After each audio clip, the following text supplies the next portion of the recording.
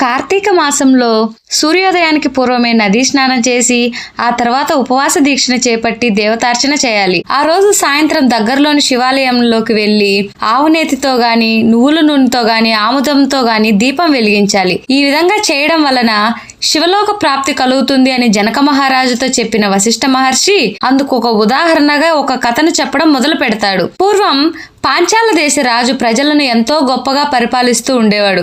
భార్య అంటే ఆయనకి అంతులేని అనురాగం. ఆ దంపతులు ఎంతో అన్యోన్యంగా ఉండేవారు.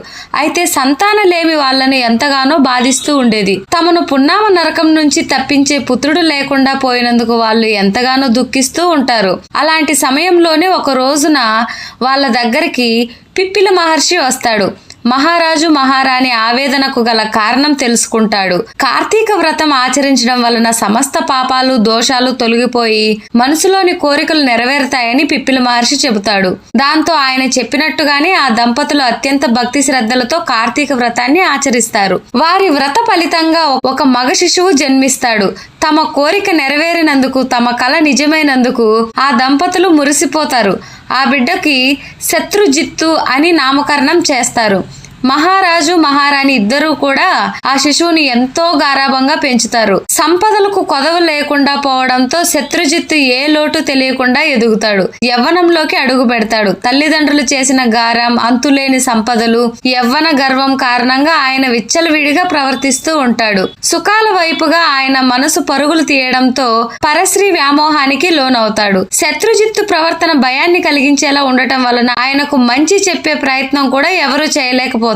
దాంతో ఆయన ఆగడాలకి అడ్డు అదుపు లేకుండా పోతుంది. శత్రుజిత్తు తాను ఏది అనుకున్నాడో అది చేస్తూనే ఉంటాడు. తాను ఎవరికీ సమాధానం చెప్పుకోవాల్సిన అవసరం లేదన్నట్టుగా వ్యవహరిస్తూ ఉండేవాడు. అలాంటి శత్రుజిత్తు కంటే ఒక బ్రాహ్మణ స్త్రీ పడుతుంది. ఆమె చాలా సౌందర్యవతి. ఆమె రూప లావణ్యాలను చూసి యువరాజు ముగ్ధుడవుతాడు. ఆమె అందచందాలే ఆయన కళ్ళ ముందు కదలాడుతూ ఉంటాయి. ఎలాగైనా ఆమెను పొందాలని నిర్ణయించుకుంటాడు. ఆమె వివాహిత అయినప్పటికీ తన సిరి సంపదలు అధికారం చూపించి తన వశం చేసుకుంటాడు. శత్రుజిత్తు అంతటి గొప్ప వ్యక్తి తనని ఇష్టపడుతున్నందుకు ఆమె గర్వపడుతుంది. అంతటి సిరి సంపదలు కలిగిన వ్యక్తి తనని ఆరాధించడం తన అదృష్టంగా భావిస్తుంది. తన అందచందాలకు అదృష్టానికి ఆమె మురిసిపోతుంది. రోజు రోజుకి ఆయనతో చనువుగా మసులుకుంటూ ఉంటుంది. శత్రుజిత్తు యువరాజు కావడం వలన ఆయన అండదండలు ఉండడం ఆమె ధైర్యానికి కారణమవుతుంది. క్రమంగా ఆమెకి తన భర్త పట్ల ప్రేమ తగ్గుతూ యువరాజు పట్ల వ్యామోహం పెరుగుతూ పోతుంది. తన భార్యకి యువరాజుతో సంబంధం ఉందనే విషయం ఆ నోట ఈ నోట ఆ బ్రాహ్మణుడు తెలుసుకుంటాడు. నిజంగా అది ఆయనకి చాలా అవమానంగా అనిపిస్తుంది. నలుగురిలో తలెత్తుకోలేకపోతుంటాడు.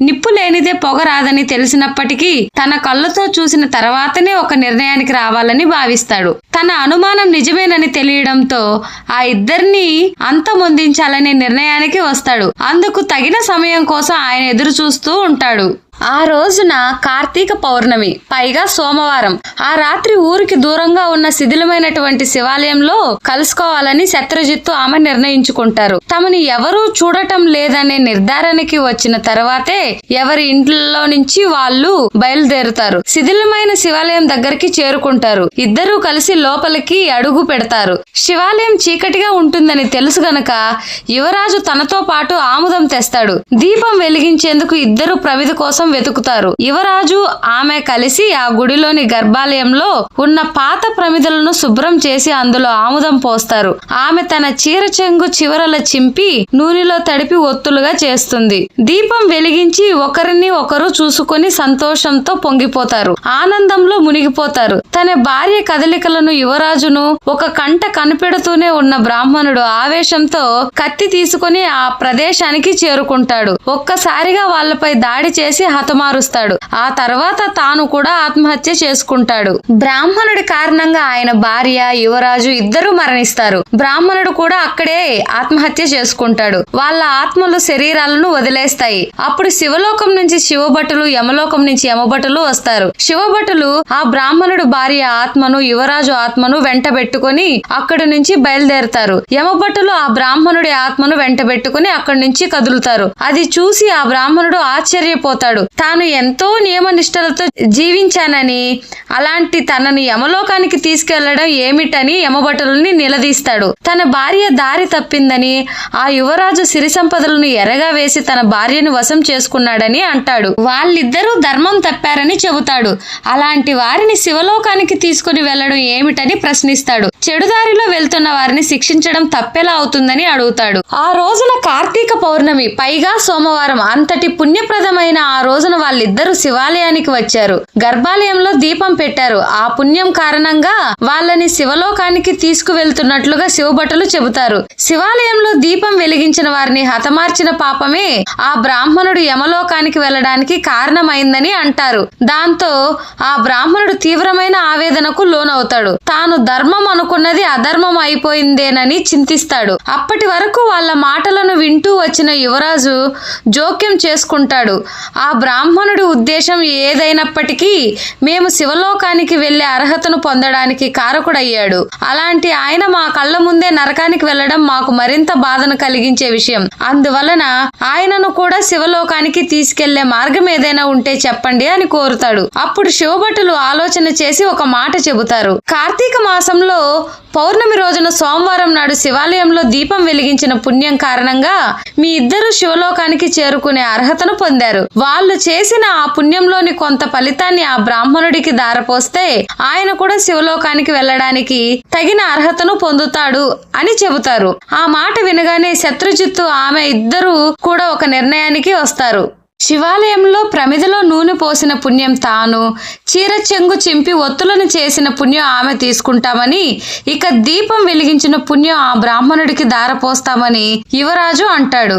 ఆయన చెప్పినది సరైనదిగానే శివభటులకు అనిపిస్తుంది. దాంతో అందుకు వాళ్ళు అంగీకరిస్తారు. అప్పుడు యువరాజు ఆమె ఇద్దరూ కలిసి దీపం వెలిగించిన పుణ్యాన్ని ఆయనకి దారపోస్తారు. అప్పుడు యమభటులు ఆ బ్రాహ్మణుని శివభటులకు అప్పగించి వెళ్లిపోతారు. అలా ఆ ముగ్గురు కూడా శివలోకానికి చేరుకుంటారు.